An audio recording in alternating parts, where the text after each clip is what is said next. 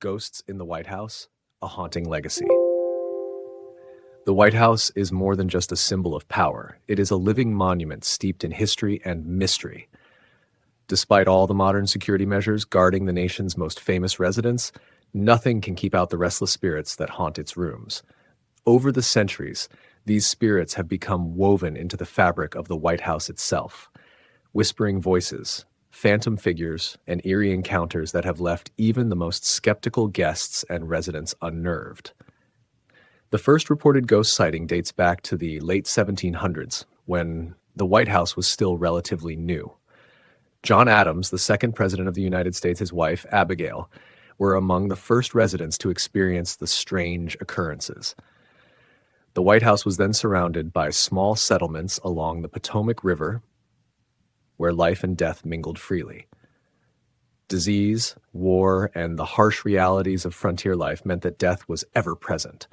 Spirits of those who met untimely ends were said to linger, their energy drawn to the newly built seat of American power.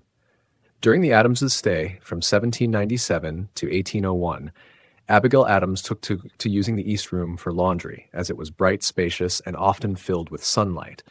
But even as the light poured in, so too did something darker. Abigail reported seeing a ghostly woman in a cap and lace shawl, her arms outstretched as though she were beckoning Abigail into a chilling embrace. The spectral figure would silently glide across the room, her presence both ethereal and unsettling.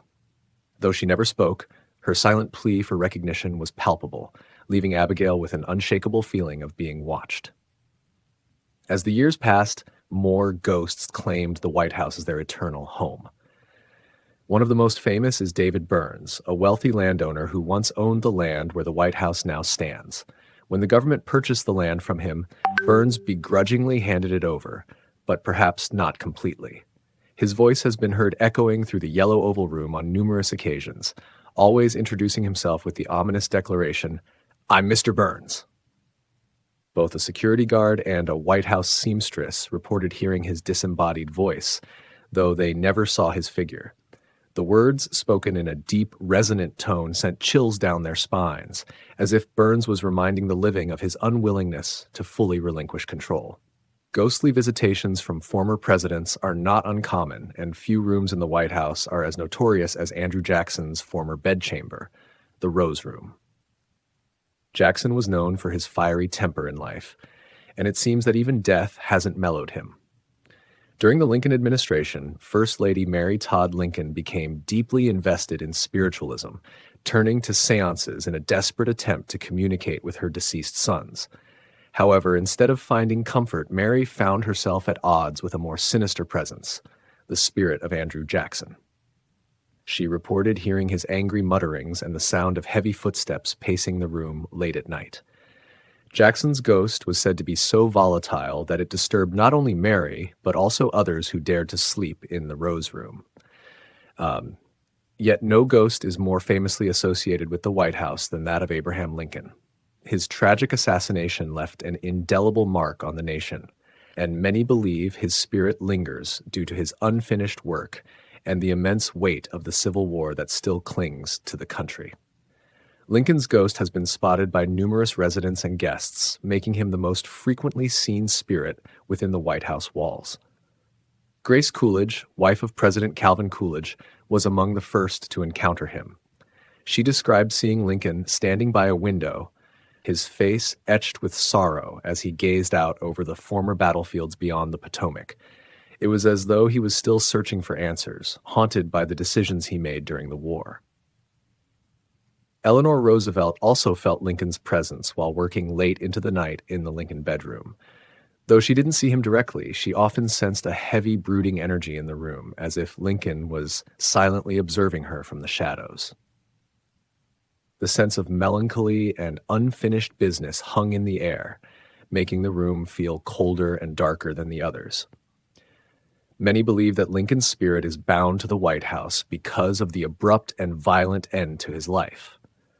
The unresolved grief of a nation, combined with Lincoln's lasting legacy, seems to have created a powerful tether between his spirit and the place where he once led the country. Other notable encounters include those of foreign dignitaries who have visited the White House. British Prime Minister Winston Churchill had a famously unnerving experience when he stayed in the Lincoln bedroom. Emerging from a bath, wrapped in a towel, Churchill was stunned to see Lincoln's ghost standing by the fireplace. With his customary wit, Churchill reportedly greeted the apparition with, "Good evening, Mr. President. You seem to have me at a disadvantage." The ghost remained silent but locked eyes with Churchill before slowly fading away. This encounter left the usually unflappable Prime Minister visibly shaken. Queen Wilhelmina of the Netherlands also had a terrifying encounter during her stay at the White House. Awakened by a knock at her door late one night, she opened it to find herself face to face with the ghost of Lincoln, complete with his iconic stovepipe hat. The shock was so great that she fainted on the spot. When she was later revived, she was unable to shake the image of Lincoln's solemn face, his eyes filled with a deep sadness that seemed to reach across the veil between worlds. The White House is not just the seat of government. It's a place where history, power, and the supernatural collide. Each ghostly encounter adds another layer to its mystique, reminding us that even in a house built for the living, the dead often have unfinished business. These spectral visitors, from former presidents to unknown spirits, serve as eerie reminders that the past is never truly gone. The ghosts of the White House may be silent, but their presence speaks volumes, ensuring that the stories of those who shaped history continue to echo through its halls forever. The Tower of London, where history and hauntings collide. The Tower of London, with its grim 900-year history, stands as one of the most haunted places in Britain. Built in 1078 by William the Conqueror, the tower has witnessed centuries of death, betrayal, and torment. Over the years, it evolved from a royal palace to a notorious prison where both common criminals and high-profile figures met their grim fates. The tower's dark history is soaked into its ancient stones, making it a focal point for ghost stories and supernatural encounters. The tower is infamous for the suffering it housed. Executions, imprisonment, and torture were routine, and no one, regardless of status, was safe. The towers have seen the deaths of queens, princes, soldiers, and traitors, all of whom have left their ghostly marks on the fortress. One chilling account dates back to the 19th century and involves E.L. Swiftday, a crown jewel keeper. While dining with his family in the Martin Tower, Swift and his wife witnessed an eerie phenomenon, a cylindrical object floating through the room. The object was described as resembling a test tube filled with blue, bubbling liquid. As bizarre as this sounds, the apparition grew more menacing when Swift's wife claimed it tried to reach for her, despite its lack of arms. Swiftday, in a panic, hurled a chair at the spectral figure, but the object passed right through it and vanished into thin air. This strange and unsettling encounter has been one of the tower's enduring mysteries, baffling skeptics and believers alike. Among the most famous ghosts said to haunt the tower is Anne Boleyn, the ill-fated queen and second wife of King Henry VIII. Anne was executed in 1536, accused of treason, adultery, and incest in a trial many believe was orchestrated to rid Henry of her. Her ghost is often seen wandering the corridors of the White Tower, headless and dressed in the gown she wore at her execution. Perhaps more haunting is her presence in the chapel of St. Peter ad Vincula, where she is said to watch over her own grave beneath the altar. Anne's spirit is a tragic reminder of the tower's bloody history, forever bound to the place of her death. Anne is not the only queen who haunts the tower. Catherine Howard, another wife of Henry VIII, met a similar fate. Before her execution, she was imprisoned in a room where, in her final moments, she allegedly ran screaming down the hallways, begging for mercy. Her anguished cries are said to echo through the tower to this day, a chilling reminder of her desperation and fear. The tower's grim reputation extends beyond its royal victims. The ghost of Thomas Becket, the martyred archbishop, is said to have made a spectral appearance near the Traitor's Gate. A priest once reported seeing Becket strike the gate with his crucifix, as if in protest of the bloodshed carried out within the tower's walls. Though a significant historical figure, his connection to the tower is a mystery, adding to the eerie nature of his apparition. Perhaps the most tragic spirits in the tower are the young princes, Edward V and his brother Richard, Duke of York, who were imprisoned in the Bloody Tower. The two boys were declared illegitimate and mysteriously disappeared in 1483, believed to have been murdered. Their ghosts have been seen huddled together, dressed in the white gowns they wore while imprisoned. The sight of their small, pale figures wandering aimlessly is a heartbreaking reminder of their innocence and the ruthless power struggles that led to their demise. The tower is also home to Lady Jane Grey, the 9 Days Queen, who was executed at just 16 years old. Her ghost has been spotted on the battlements, staring out over the city she briefly ruled.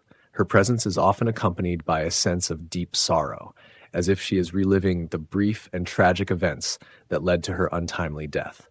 Even entire squads of soldiers have been seen marching across the grounds, forever trapped in their duty. Witnesses have reported seeing these ghostly figures appear from the mist, moving with a purpose, as if they are still guarding the fortress they once protected in life. The supernatural activity at the tower has drawn significant attention, even from the BBC, which collaborated with paranormal investigators to document the hauntings. Armed with advanced equipment, infrared cameras, temperature gauges, and black cameras that convert night into day, the team sought to capture evidence of the tower's ghostly residents. While many of the eerie occurrences could be explained away, about 10% of the experiences left even the most skeptical investigators scratching their heads. They captured strange images, including orbs of light and shadowy figures, and walked away with a renewed belief in the tower's haunted reputation. One of the most curious and enduring legends about the tower involves its ravens. For centuries, a small flock of ravens has been kept at the tower, and it is said that if they ever leave, the tower, and indeed the entire kingdom, will fall. The birds are treated with utmost care, and their presence adds an extra layer of mystique to this already eerie location.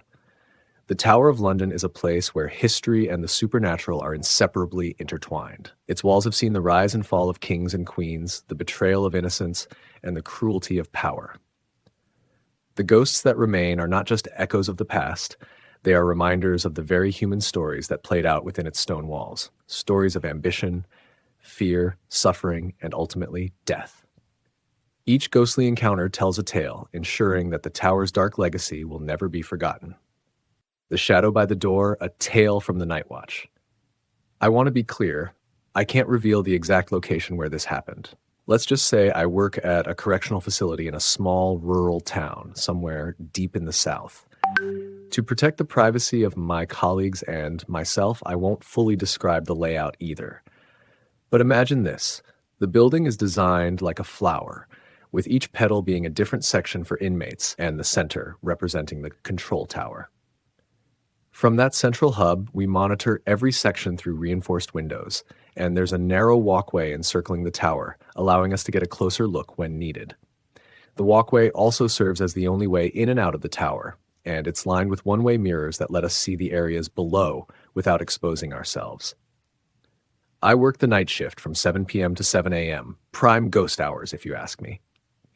On paper, it's an ideal shift. The inmates are usually asleep and the atmosphere is eerily quiet. But that stillness can play tricks on your mind.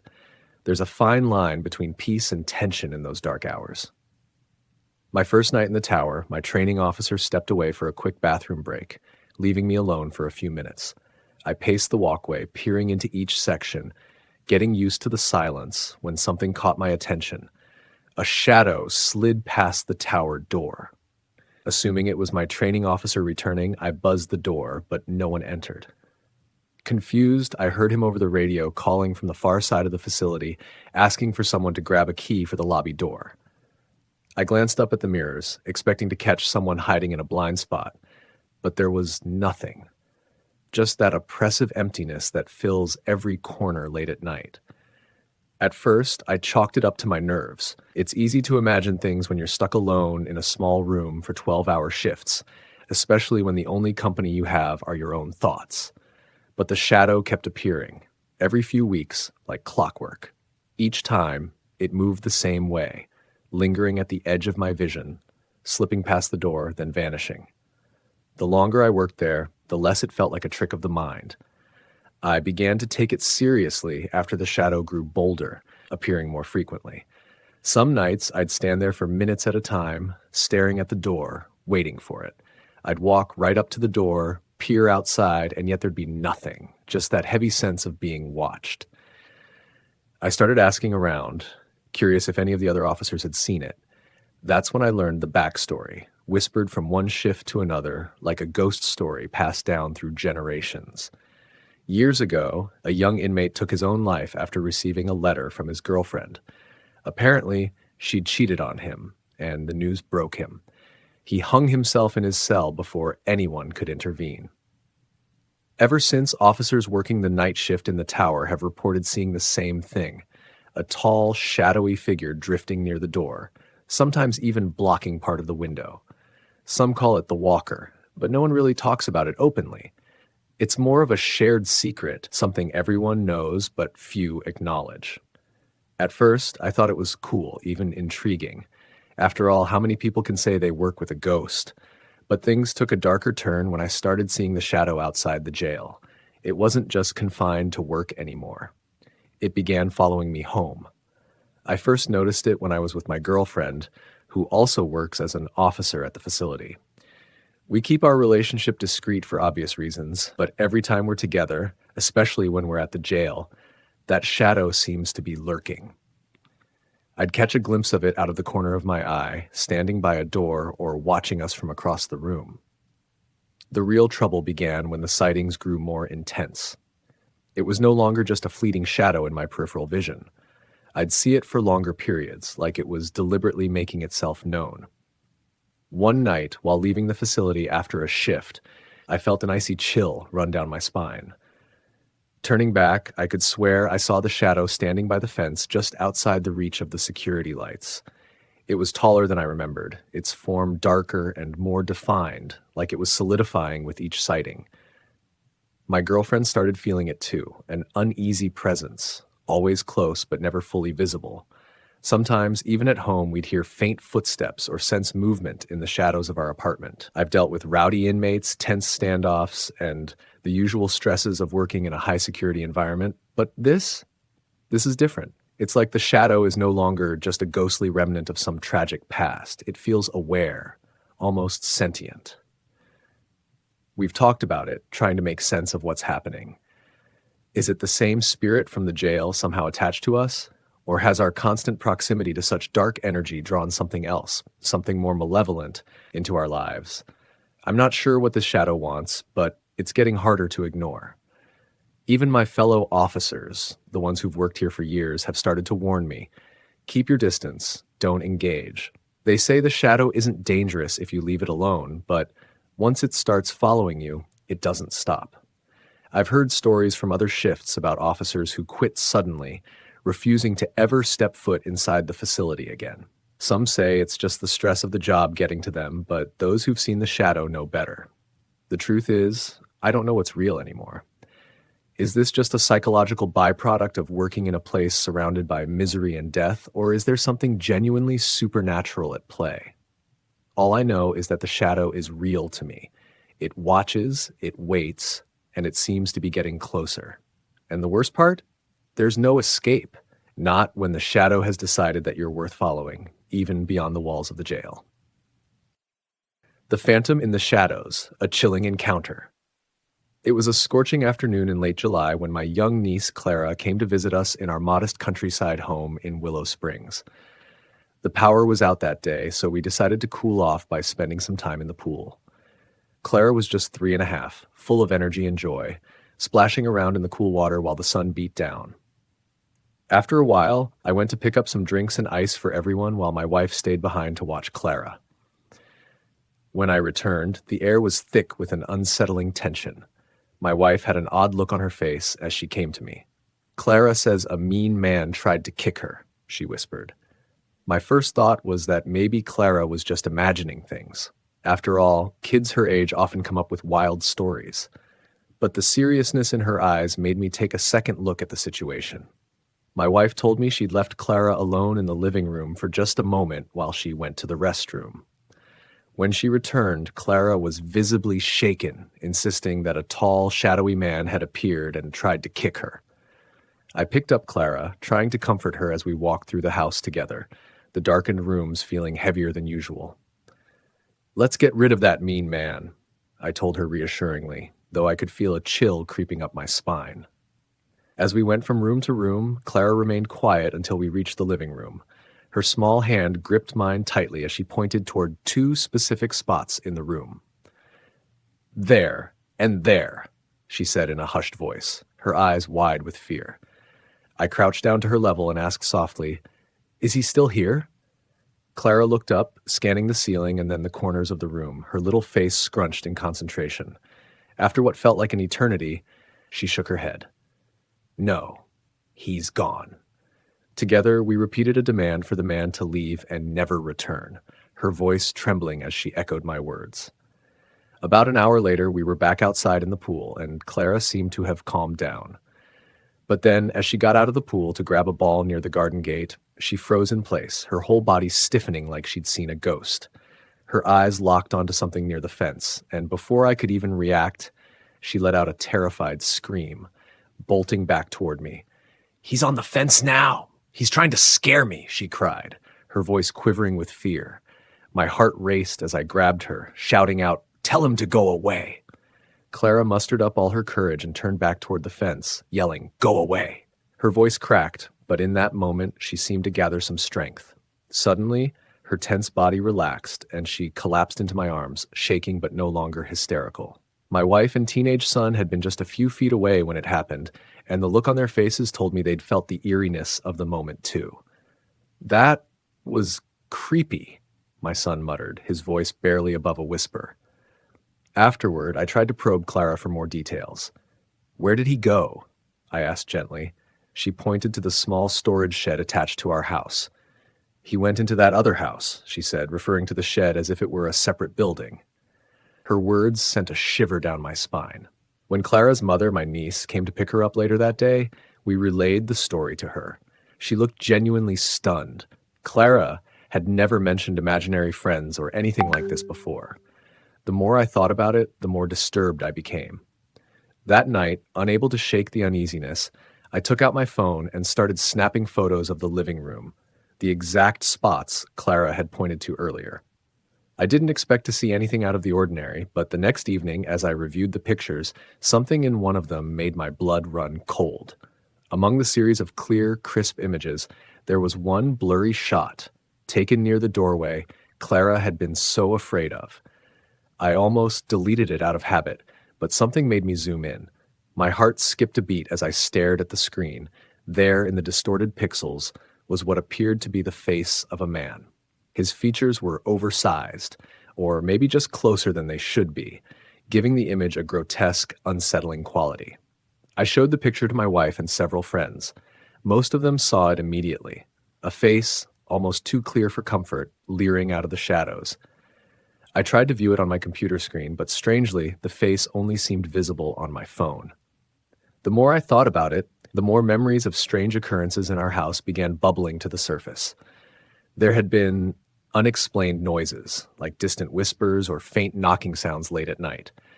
My teenage daughter had always complained about feeling uneasy in her room, which was, coincidentally, right next to the living room where Clara had her encounter.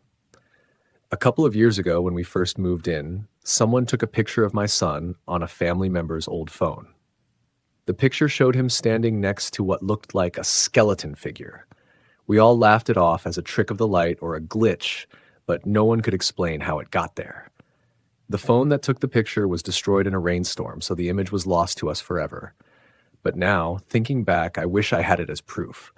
Even our dog, a normally calm Shih Tzu, had begun acting strange. She'd start trembling out of nowhere, staring at that same doorway in the living room and barking at what seemed like nothing.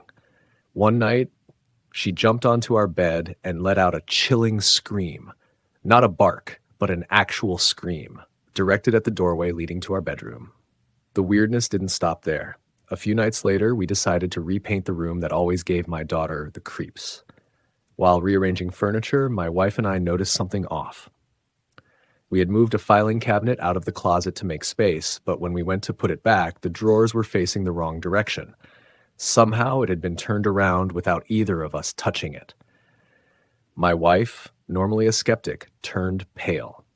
"I think we should move," she said, half joking, but there was a tremor in her voice that told me she was genuinely spooked.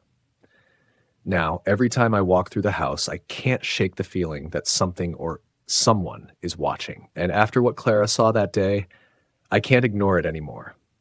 Whatever it is, it's not just in her imagination. There's something dark lurking in the shadows of our home, and it's making its presence known in the most unsettling ways. Is it just a manifestation of fear, or is something truly sinister sharing this space with us? One thing's for sure, I'll never look at that doorway the same way again. The Haunting on Elmwood Lane, a tale of restless spirits. I've always believed in ghosts, and over the years I've had a few encounters that confirmed it for me. One of the most memorable experiences happened when my family and I lived in the small southern town of Brookhaven. For years we called a cozy, two-story house on Elmwood Lane our home, a place we loved dearly, but one that held secrets from the past, secrets that made themselves known in unsettling ways. My wife, Julia, and I moved into that house around 2005 along with our two young boys. We were excited to settle into what seemed like the perfect place to raise our family. The house had everything we needed: spacious rooms, a sunlit kitchen, and a charming garden out back. It had been owned by an elderly woman named Mrs. Evelyn before us. We met her during the closing process where her daughter was present to finalize the sale. After the paperwork was done, Mrs. Evelyn insisted on saying goodbye to her longtime neighbors one last time. We all headed over to the house together, and she shared with us how much she had loved living there, but how the stairs had become too much for her in recent years. She was sweet and full of nostalgia, reminiscing about her late husband, Harold, who she mentioned had passed away in the very house. In her soft southern drawl, she called him a Harold, as if his name were a title, something that stuck with me in an oddly haunting way. Once we moved in, everything seemed normal at first. Life was good, and the boys loved their new home. The house had a unique layout. What was once a sunroom had been converted into an attached garage with a small workshop in the back. The workshop had several old tools and military memorabilia left behind by the previous owners, which I decided to keep as a tribute. But that workshop, something about it always felt a little off. One hot, sticky summer night, just a few weeks after we settled in, I found myself wide awake and unable to sleep. I figured I'd make use of the time by organizing some tools in the workshop. The moment I stepped inside, I was hit with an icy chill. Now, if you've ever been to Brookhaven in the summer, you know how relentless the heat can be, even at night. It was nearly 90 degrees outside, yet here I was, freezing in a room that should have felt like an oven. The cold was unnatural, like something out of a ghost story, and it sent a shiver down my spine. As I worked, I kept glancing through the open door that led into the house. The back door opened into what used to be the sunroom, and even though the glass was tinted, I could see into the house through the faint reflection. And that's when I saw him. A tall, shadowy figure of an older man walked past the door, moving behind the tinted glass with a slow, deliberate stride. My first reaction was pure panic. Someone was in my house, a stranger, tall and imposing, who had no business being there. I grabbed the closest thing I could find, a dusty aluminum softball bat, and sprinted into the house. But as I tore through each room, my fear turned to confusion. No one was there. The sunroom was empty. The windows were locked and the doors were securely shut. I rushed upstairs to check on the kids, but they were sound asleep, unaware of the sudden chaos. I made my way back downstairs, checking every corner of the house, but there was nothing, no sign of an intruder. The adrenaline still pumped through my veins as I stepped outside into the humid night, circling the yard and peering into the shadows. But no one was out there either. That's when the name hit me. Harold, Mrs. Evelyn's late husband. A cold dread settled over me as I realized who or what I might have just seen. I went back inside, locked all the doors, and lay in bed, my mind racing with thoughts of that figure. The next morning, I told Julia what had happened. At first, she was shocked and frightened, but as we talked it over, we both came to a strange conclusion. Harold, or the spirit of him, wasn't there to harm us. It felt more like he was checking us out, giving his approval for us living in the house he'd once called home. After that night, we never saw him again, but his presence lingered in subtle ways. The cold spot in the workshop gradually disappeared, as if Harold had finally decided his work was done. But that wasn't the end of the strange occurrences in our home. Over time, there were other moments, whispers in empty rooms, objects shifting ever so slightly, and even unexplained thuds that echoed through the walls late at night. Once, when we were all gathered in the living room, the lights flickered as if someone had walked right through the middle of the room. Even our dog, a normally calm and happy beagle named Max, would sometimes growl low in his throat while staring at seemingly nothing, his eyes fixed on the staircase that led to the attic. Then there was the night I'll never forget. Julia had decided to repaint the room that had always given us a weird vibe, the small bedroom at the end of the hallway, which we used for storage. We were moving some furniture around when we noticed that the old dresser in the corner had somehow turned itself to face the wall. Neither of us had touched it, but there it was, positioned as if someone or something had moved it. The eeriness of that moment made us both freeze. Julia, who had never been one to believe in ghosts, suddenly said, "Maybe it's time we think about moving." As the months went on, the house quieted down. The strange cold spots disappeared and the odd noises faded away. We never felt truly threatened, just aware that we weren't alone. Harold, it seemed, had decided we were trustworthy enough to stay in his home. But every now and then, when I'm alone at night, I still get the sense that I'm being watched, that some part of Harold lingers in the corners, keeping an eye on the house he once cherished. I often wonder what other stories this house holds. What secrets are buried within its walls, waiting for the right moment to reveal themselves? The history of a place isn't always in the records or the deeds. Sometimes it's in the silent footsteps, the cold shivers, and the lingering echoes of those who've walked these halls long before us. The Haunting on Willow Ridge, A Night to Remember. In the late 1970s, my husband Sam and I lived in a modest apartment complex on Willow Ridge, a quiet neighborhood on the outskirts of a small town. The complex was older, with creaky wooden stairs and narrow hallways that seemed to amplify every footstep. We weren't the only ones who called that place home. There was a couple who lived directly above us, an attractive but troubled pair named Rick and Linda. From the moment we moved in, it was clear that Rick and Linda's relationship was anything but peaceful.